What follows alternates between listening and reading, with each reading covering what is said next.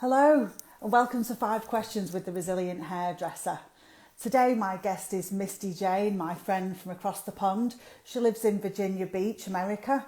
And Misty is a brilliant hairdresser. She's been behind the chair for 17 years, but she works now as a financial coach for hairdressers.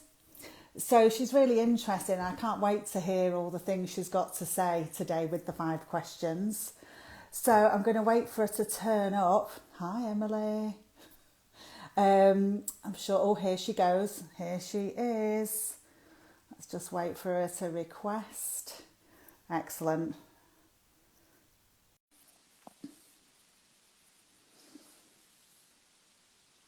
Hi, Sarah. Hello. Hey! Honestly, every time I'm so thrilled when it works. Right? Just every single time. All my videos start with me clapping, excited it's working. Well, I have to figure out how to make my face not so big. There we go. Is that better? There. That's good. That's good. Hello. Oh, nice to see you in real time. I know. I'm excited to chat with you as always. It's good. It's good. So I was just telling people a little bit about you. I was saying that you've been behind the chair for 17 years and now you're a financial coach for hairdressers. Mm-hmm. And Pivoted. So, the word of the year. Mm-hmm. And so I was just going to tell people how it is we know each other. Mm-hmm. So Do you want me to tell or you? You tell that story.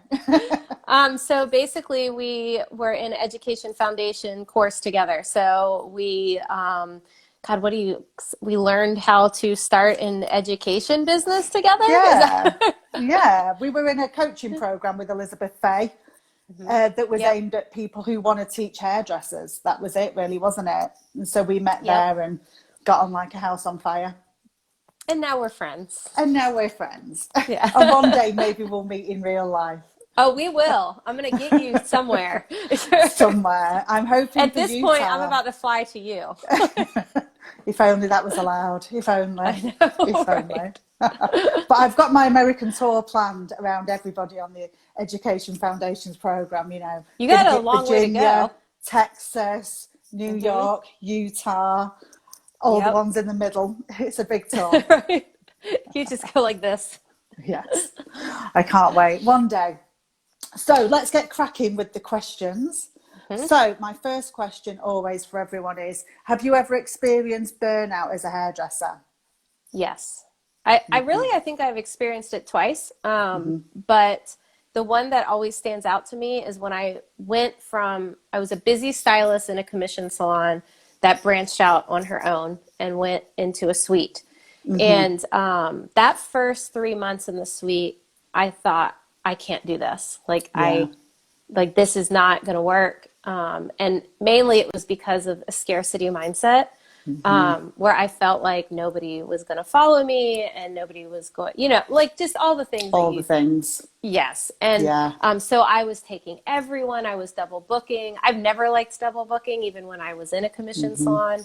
I was burning myself out. I was staying late. I was working extra days because I was just so scared that nobody was going to, come along with me. And, that sucked. For sure. I think scarcity is often at the heart of burnout, that feeling that you're going to be destitute. That's always at the heart of mine, actually, I would say.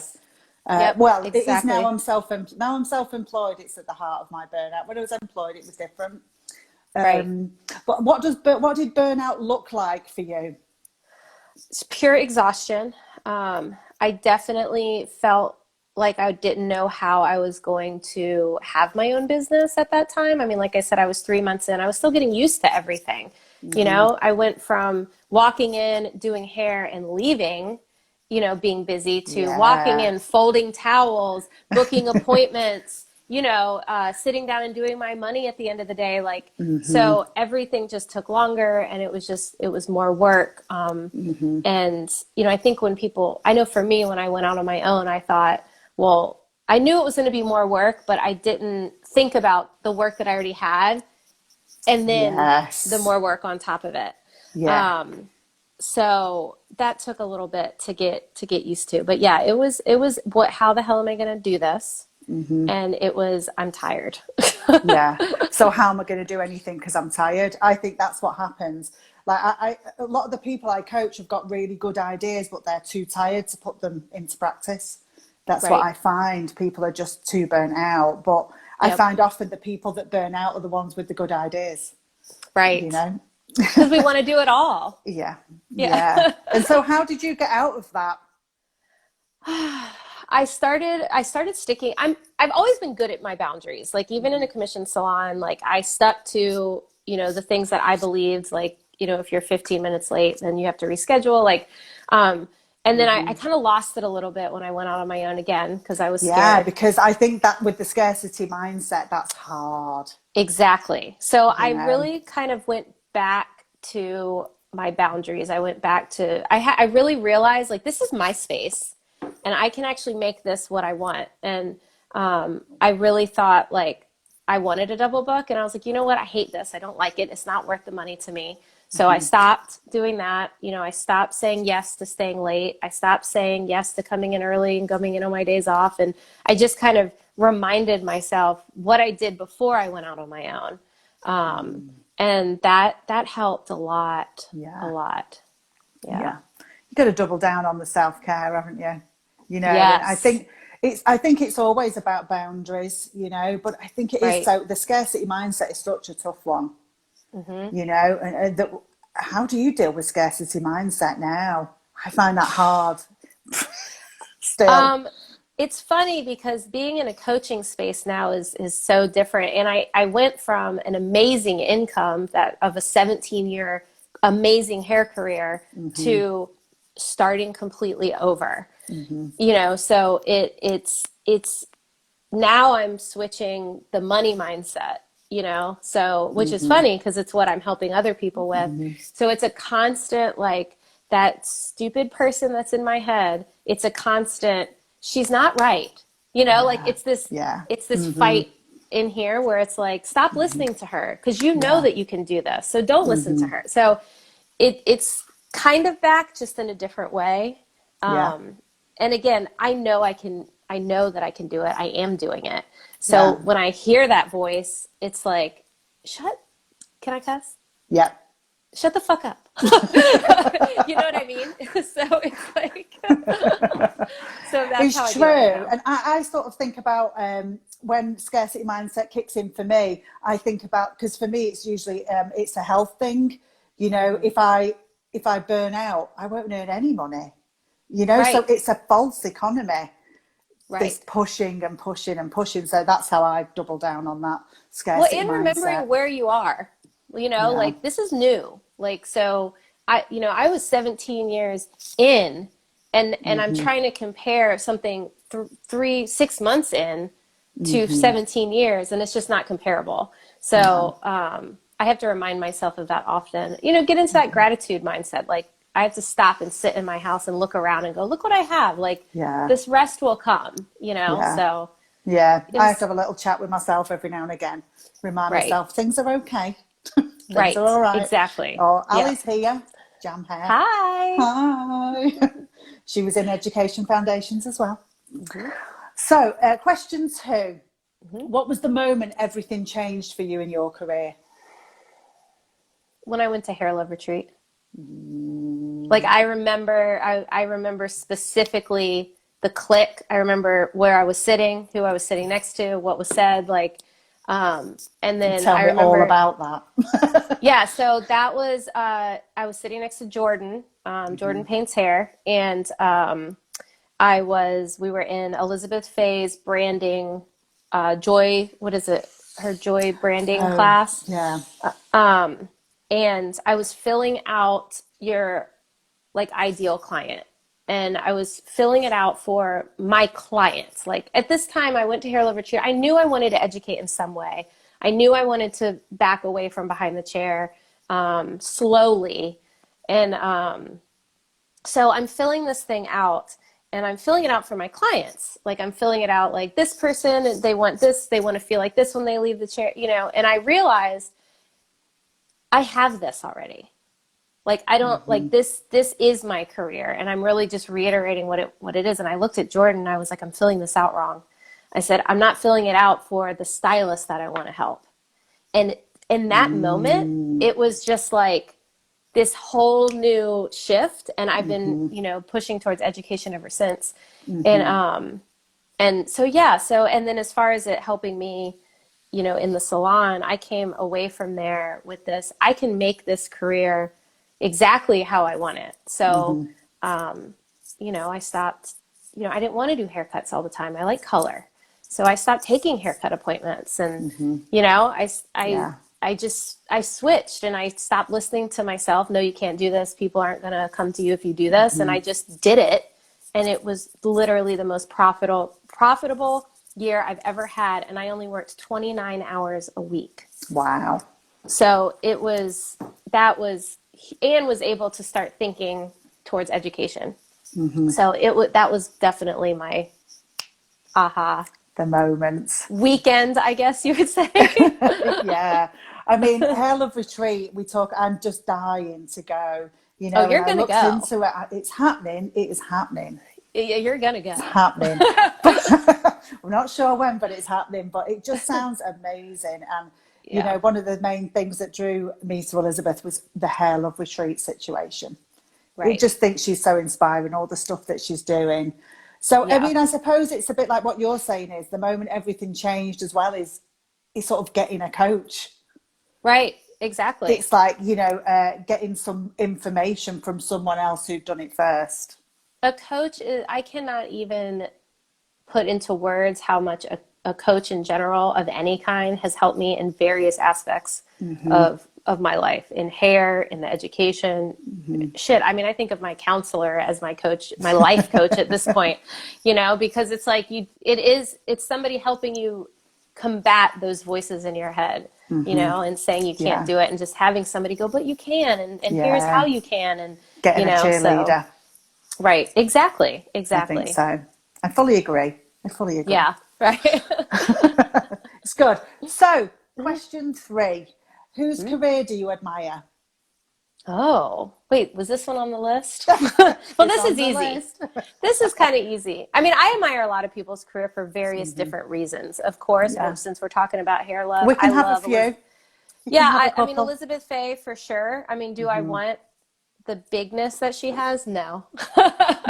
Do you not? No, I don't. I like I listen to a podcast called Better Than Big, and she's a coach, and she talks a lot about like look at what you want for your life and then build your business off of that. And I, as much as like big retreats and stuff like that look awesome, but they look awesome to go to me, not to put on. So, but I absolutely admire Elizabeth because of how she builds a relationship with you. Like the other day I sent her a message and asked her a question and she called me. Who does that? You know what I mean? And it's like, I was like that in my hair business where it's about who sits in my chair. Like it's not about the money. It's not about, it's how the person that I'm dealing with makes me feel. And I put that into my education, or I make them feel, put that into my education as well. Just because like, I want them to thrive. I wanted my, in the chair person to thrive because I wanted them to feel good, and and it's kind of the same for education. So she's definitely, I mean, my number one. Yeah. Anybody else? I feel like I have a lot. I know. People struggle to have one. Yeah, let's just stick with Elizabeth because I feel like I could just start listing, especially now that I've made friends with so many people in this space. Yeah, it's hard. It's hard, isn't it? And I think she's a good one for a career that you admire because she's a coach. You know, and her story is brilliant. She's mine. I think about how I answer these resonate questions. With her story too. Like she was kind of like a a crazy teenager. I mean, I would rather do drugs than anything else when I was a teenager. And I changed, I changed my story. And she changed hers. And it's I resonate with it. It's a good story. It's a good story. So this is my favorite question. Question 4. What have you learned the hard way, Misty? Let's go back behind the chair on this one because this was the same year that I felt the burnout at the beginning. I switched shit up and I stopped working Saturdays. I raised my prices. And what else did I do? There was something else. Oh, I stopped double booking all at the same time. So I was slammed. I had a long wait list and I decided to close my book. I put it out on Instagram. I said, I'm no longer taking clients. It was the biggest mistake I ever made. Because at that time, I wasn't ready to quit doing hair. If you're ready to quit doing hair, close your books all day long. Because honestly, they'll thin out like that. But if you are not ready, and never, ever, ever close your books. Because what happened was I made all these big changes and then I closed my books. And then next thing you know, the holidays rolled around and people were canceling for various reasons. They didn't like my new hours. They didn't like my price raises. So people started leaving me and I had nobody to fill the spaces. So that was my biggest. I definitely learned that the hard way. Yeah. And so did you sheepishly have to open them up again? Yeah. I mean, and I don't know if so that was the first year I was in my suite. The second year was when I got a good website and all that, so that helped kind of build it back up. But there was a good 3 or 4 months that I was like, shit, what did I do? Like, why did I do that? And I see it as like a trophy when people get to put on their Instagram, no longer taking new clients. Right.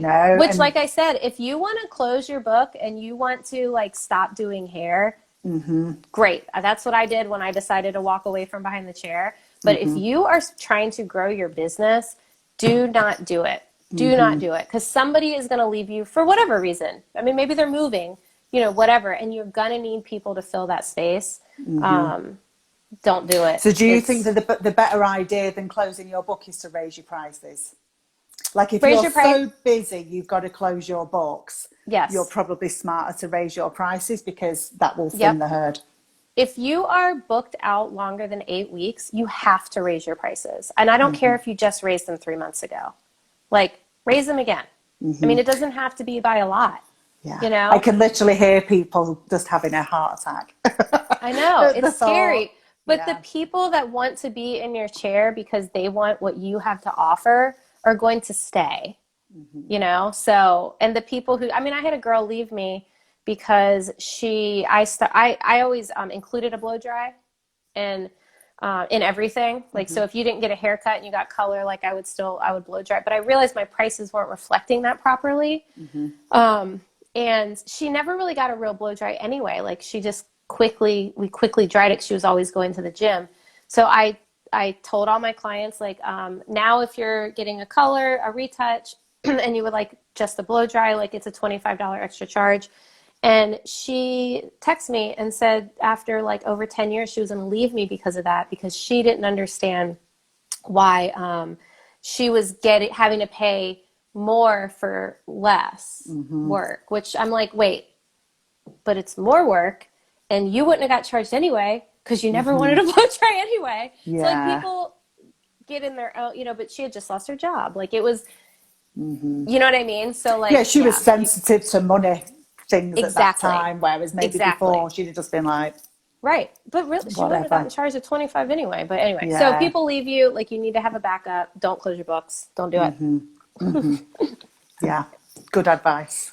It's true. And I will say, I want to add one more thing. If you want to stop doing hair, don't tell people 3 months in advance because they will leave you quick too. And you think you're going to have a busy 3 months. People freak out. They're like, I need somebody to do my hair. I got to get out of here. I remember you told me that when you quit. Right. So, question 5. What advice would you give to your younger self? The voice in your head is bullshit. That's good. It took me a really long time to figure that out. It never stops. Like I feel like that voice never goes away. So I would tell myself to stop listening to it. I know when I went from commission to the booth rental, it was a 30-minute drive. It wasn't that close. And like I almost didn't do it because of that, you know, and I almost, you know, but it's too far. None of my clients are going to follow me. None of my clients are going to pay these prices. None of my, you know, when I stopped working Saturdays, same thing. Well, so many people are going to leave me if I don't work weekends, you know, blah, blah, blah. And none of it was true. None of it was true. So to my younger self, stop listening to the bitch in your head. Because it's not true. It's just a story you're telling yourself out of fear. Yeah, we talk about that a lot in the therapy world, about what stories are you telling yourself, you know, what are you making up to support living small, you know? Right. And I think a lot of times that scares people too. Like some people, they're like, well, I like the way I live, you know, like I don't need bigger and better. But it's like, it doesn't have to be like that. Like sometimes the fear can be like something simple, if that makes sense. Like the money thing. Well, let's talk about money for a second. Like, you know, I hear people all the time, well, I didn't grow up with that, or, you know, so that I'm just like not meant to have that. And it's like, but that's not true. Yeah. You know, like that's just the story that you're telling yourself. Like when people say things like, I used to hear this, people like us don't have things like that, or people like us don't do things like that. Right. Exactly. You know, I would hear that sort of thing around where I live. Yeah. So I think that the stories we tell ourselves, my younger self, I would just try and not listen to it quite as much. Do you think your younger self would have listened to advice? How young are we talking? I don't know. I think it's hard. I always think about this question as, what advice would you give to yourself as an early hairdresser? You know, like in your early hairdressing career. That's how I think about it when I ask it. Is that, you know, that sort of age? So, I mean, here that would be like 16, 17. I was 14 years in before I went out on my own. And I would say the 13 years prior to that, I said I was never going to do that. Like, I was like, I never want to be my own boss. Like, I'm perfectly happy in a commission salon, blah, blah, blah. And then it's like all of a sudden something shifted. So, yeah, I probably wouldn't have listened to it to myself. I don't listen to other people usually. I was thinking, when you tell me stories about yourself when you're younger, I thought, you're not listening to this. But I just think, this is how I think about teenagers. You know, they might ignore you, but they still have to hear it. And it still goes in somewhere, you know. And I think if you hear good things enough, and it sits in there, and one day you'll access it when you need it. That's how I think about it. Right. Good advice. Well, for I think teenagers. we have to learn, like it's kind of like if you think you're ready for something and then it just doesn't happen for you yet, it's like, were you really ready for it? And I feel that way as a teenager a little bit as well. Like not even a teenager, young 20s even, you know. Like if it would have been presented to me, would I have even been ready for it? You know, did I learn the lessons that I needed to learn yet? You know, to really be ready for it. So to be ready for that. That's it. I mean, I think often, you know, chances and information and advices come in my way, and I'm not paying attention because I'm not ready. Right. And then one day you hear it, and your friend's like, "I've told you this 10 times." Right. And it's like, yeah, but I wasn't ready. No. It's like, I kind of know you have, but I wasn't listening. Right. Exactly. So you hear things, you know, and I think you start hearing the same things everywhere when you're ready, don't you? Don't you think? The messages think about when everywhere. you buy a new car, okay? Like you buy a new vehicle, you all of a sudden you see that vehicle everywhere, you know, where you never noticed the vehicle before. So it's kind of the same thing, you know, when you have your mind on something specific, all of a sudden everything's pointing you in that direction. Yeah. Well, it's pointing you in that direction. It's also trying to scare you at the same time. So that's where not listening to the shit in your head comes in. The bitch in your head. Yeah. Oh, that's brilliant. I learned stuff about you today. I like it. Uh-oh. What'd you learn? I learned the thing. I'm like that now. Oh, I can't remember what you said, but I think I learned some stuff. I learned about your burnout. I never knew about how you burnt out. We never really talk about that. Right. We talk about growing a lot, you know, when we talk. But I've never heard your burnout story.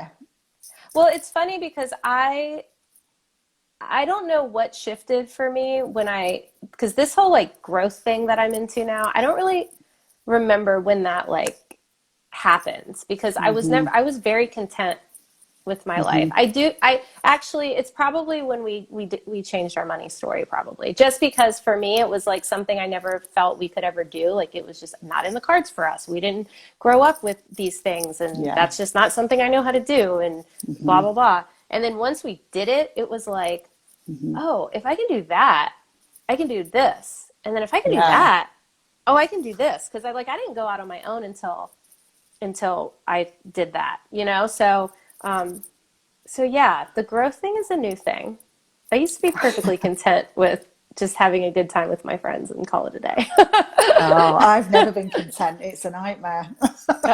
It's hard in my brain. When did you go to Hair Love Retreat then? So do you think that was the catalyst for your growth? Or I'm thinking you must have already been wanting to grow to book it. Yes. So 2019. So I went out on my own in my suite. January 2nd, 2018 was my first whatchamacallit. And a couple months prior to that, I had went to my first independent education class. And I think that was almost where it started, which is funny because Sarah Marie, the Vivid Brunette, was no, I'm sorry. She wasn't an educator on that one. No. But it was the company she worked for. But that was the first time I was like, oh, wait, there's like a community of hairstylists outside of my salon that want to see other hairstylists grow. Yeah. So that was like an eye opener for me. And then I realized that I needed to get out of where I was because I didn't feel that where I was. So I went out on my own. And then when I was on my own, the burnout thing happened, kind of got that combated fine. But I was lonely. Like I'm a people person and I loved my suite. I really did. I liked having my own space. I liked it when I walked in, it looked how I left it. Like, you know, it was mine. I could do what I wanted. I really liked being able to have the conversations that I want, whatever.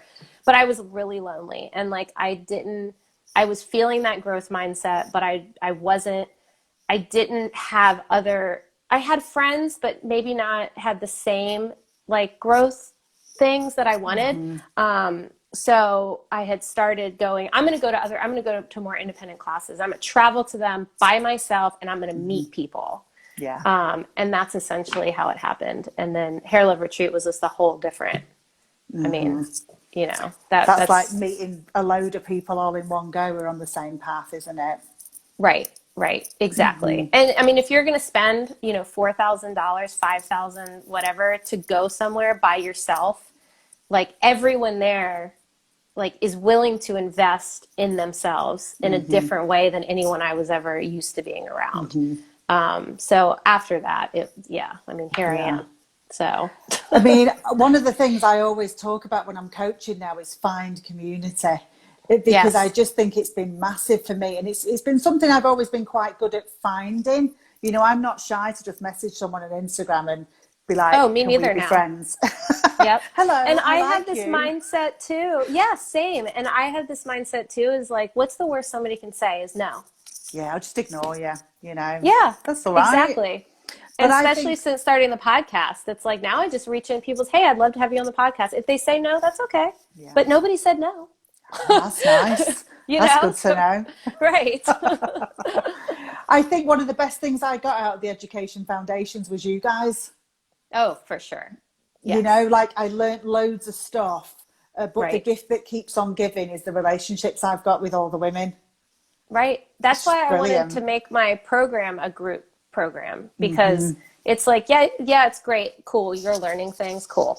You know, but the support that you get out of group things is amazing. I mean, Hair Love was great, you know, but honestly, I would have went if none of the education was there now that I know how the community is, you know? Yeah. And I still talk to everyone daily, you know? So it's, the community is everything. Finding people that are going the same direction that you're going is huge. Yeah. Huge. I love that thing, you know, I say it a lot where, you know, they say you're the sum of the 5 people you spend the most time with. It's so true. And I just think, I make a really good point of surrounding myself with women who want more, who are growing, who are investing in themselves, you know, who aren't scared to fail. They're trying, they're getting out there. They clap when I'm winning, you know, they're not fed up when I'm winning, you know, and I clap when they're winning. Like, I just love it. Well, it's interesting because, so I live in a place that I grew up in. So I still have, Me I too. have like almost like different groups of friends, and when I'm with my friends that I grew up with, they don't necessarily, they'll ask a little bit, how's business going, but they don't understand what I'm doing. They don't get it at all. Yeah. And I almost feel embarrassed to tell them things because, you know what I mean? It's I not do. like, it's a weird, it's just a different conversation. So Yeah. it's almost like I bring myself down a little bit in those conversations because they don't understand. And even if I did get excited about it, they don't, Yeah.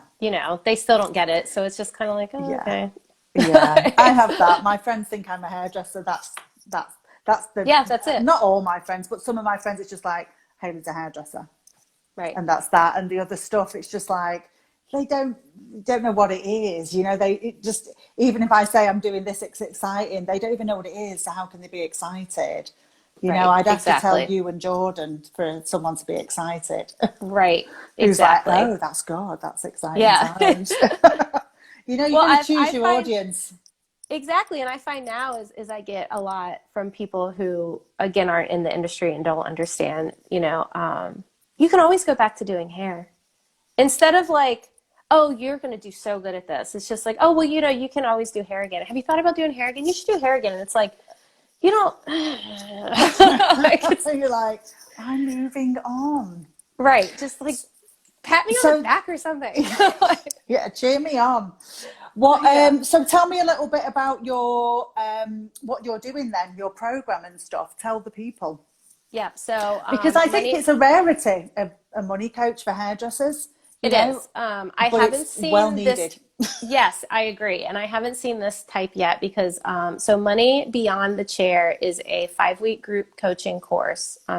It's a digital course that you can watch the videos and do all the things at home with your significant other. And then there's 3 group coaching calls. And what it does is it helps you with your personal finances beyond the chair. So I believe that how you do things at home is how you do things in your business. If you do not get your finances situated at home, your business isn't going to thrive. So it helps people get a plan for their money. It helps people get out a plan for getting out of debt. It helps people make realistic goals for themselves. This time around, I'm adding a business portion. So we're going to talk about profit first. I'm going to I have Jordan love on profit there. first. Me too. So I don't know. I'm going to start talking more about this. But when I walked away behind the chair, I still had $10,000 in my business account because of profit first. So like I didn't walk away with zero. My business was a profitable business. It wasn't I make money, it gets spent, that in 2 weeks and it's gone. I wanted to add the business aspect. There's a lot of mindset. I wanted it to be group because I wanted the support. I know that it's a personal subject. So in the group course, we actually never talk numbers. Like if somebody wants to talk about numbers, they can. I never ask numbers. So you learn the tools and then you take it home and you work it out. You make the plan essentially yourself. I am going to be doing more one-on-one soon. And then that is where we can really dive deep, just me and you, and get into numbers because I know a lot of people, they need that, Yeah, I think so. Yeah. So that's going to start in January. Enrollment is this week. It will end. It's open now, isn't it? It's open now. It will end on Friday. So, yeah, it's exciting. Go check you out. So where can people find you? On Instagram? On Instagram at Misty Jayne _ Misty Jayne _ I'll make sure it's on the notes. Perfect. And then www.mistyjayne.com. That is where you can find all the money course information.